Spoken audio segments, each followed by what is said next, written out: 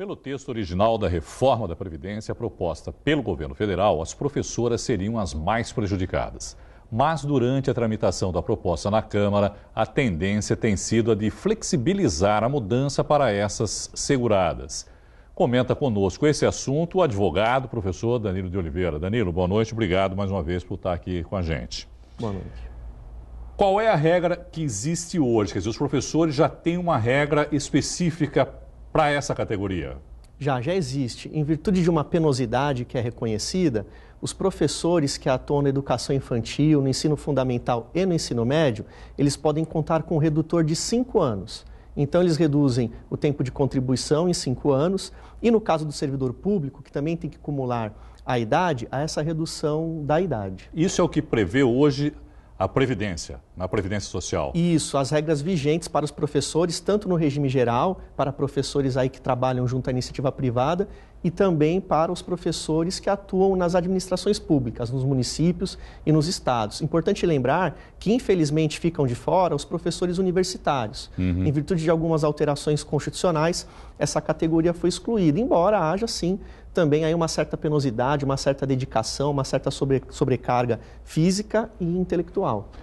A reforma acabou não conseguindo incluir os estados e os municípios. Pelo menos por enquanto. Vai agora para a votação, né, no plenário, e lá ainda pode, o presidente, né, Maia, do Congresso, ainda vai tentar incluir, disse ele, né, a reforma também dos governos estaduais e municipais.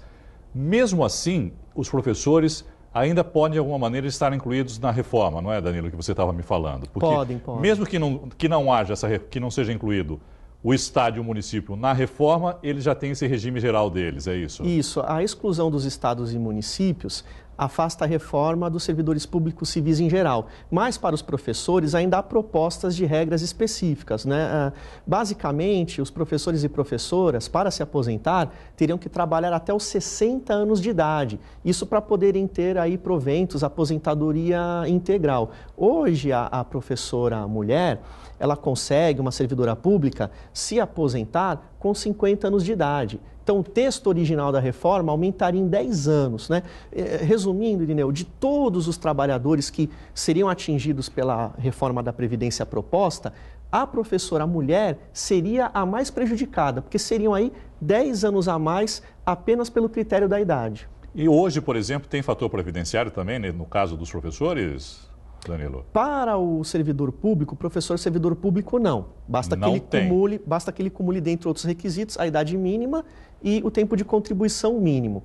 Agora, no regime geral, existe esse contrassenso, porque o fator previdenciário é aquela fórmula que basicamente reduz o valor dos benefícios, e aí é como se a legislação desse com uma mão, ou seja, permitisse uma aposentadoria com 5 anos a menos de contribuição para os professores, mas com outra mão falasse, já que você está se aposentando mais cedo, então você vai sofrer uma redução do valor. Então, um contrassenso. Se há uma penosidade reconhecida, é importante que nós não admitamos, então, a incidência do fator. Infelizmente, essa tese jurídica ela é minoritária, mas, assim, muitas decisões judiciais que têm afastado o fator previdenciário da aposentadoria dos professores vinculados ao regime geral. Acho que o que agora a preocupação em relação a isso que está acontecendo, não é, Danilo? É que outros segmentos da sociedade também comecem a reclamar em relação à reforma da Previdência, que é um pouco que a gente já tem visto. Quer dizer, os professores, de alguma maneira, estão se sentindo descontentes. Os policiais também fizeram uma manifestação agora dizendo que não concordam com o que está sendo proposto agora e exigiam, por exemplo, que as policiais femininas também tivessem uma redução da idade para 52 anos. E por aí, quer dizer, começa, de alguma maneira, desidratar a reforma, não é, Danilo? Sim, e a reforma acaba, com o passar do tempo, com a tramitação, perdendo a sua essência. É natural que cada categoria busque aí reconhecer o que lhe é devido. Em relação aos professores, tem estatísticas muito preocupantes, Irineu, por causa daquela síndrome de esgotamento, né? Síndrome de burnout. Há estudos científicos que comprovam isso. Até por questões psicológicas, o professor ele acaba se envolvendo com a comunidade local, com os problemas familiares. Eu vejo com bons olhos essa proteção devida ao professor. A gente convive, né? Sou professor, convivemos com professores e a gente estamos diariamente... aqui no ambiente universitário, perfeito, não é? E a gente sabe que essa dedicação ela acaba gerando um desgaste maior. Então é importante para toda aquela atividade que a gente comprovadamente tem esse desgaste maior, você tenha regras específicas.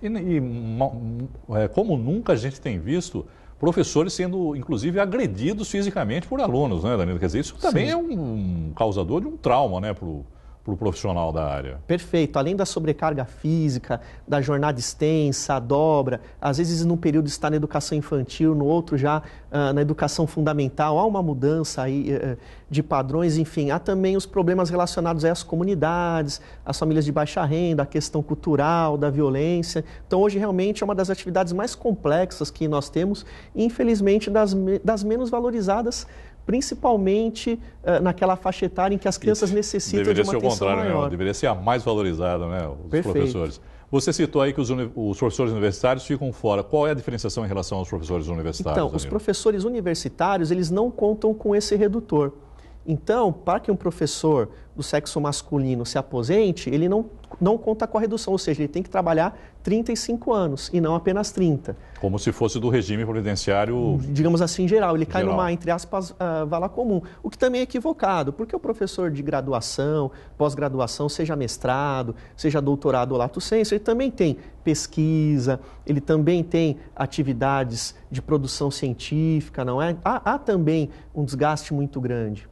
Qual a sua expectativa em votação, em relação à votação agora da reforma da Previdência, Danilo? Infelizmente, eu não acredito que esse relatório seja entregue entre amanhã e quinta-feira. Eu acredito que somente para depois do recesso. Tomara, né? Tomara que esse período nos permita reflexões, nos permita posicionamentos, cobranças que são importantes, porque a reforma da Previdência ela impacta durante muitos anos na vida de toda a sociedade. Então, decisões dessa importância devem ser tomadas com muita cautela. E que, de alguma maneira, seja uma reforma para um longo prazo, não é, Danilo? Porque também não adianta fazer uma reforminha agora, daqui a 5, 10 anos tem que fazer outra reforma de novo e passar novamente por todo esse desgaste, né? Vira uma colcha de retalhos ou um Frankenstein, né? Sai pior a emenda do que o soneto. Danilo, muito obrigado, viu, mais uma vez pela sua participação conosco aqui no Caderno Regional e uma boa noite para você. Muito obrigado, uma boa noite.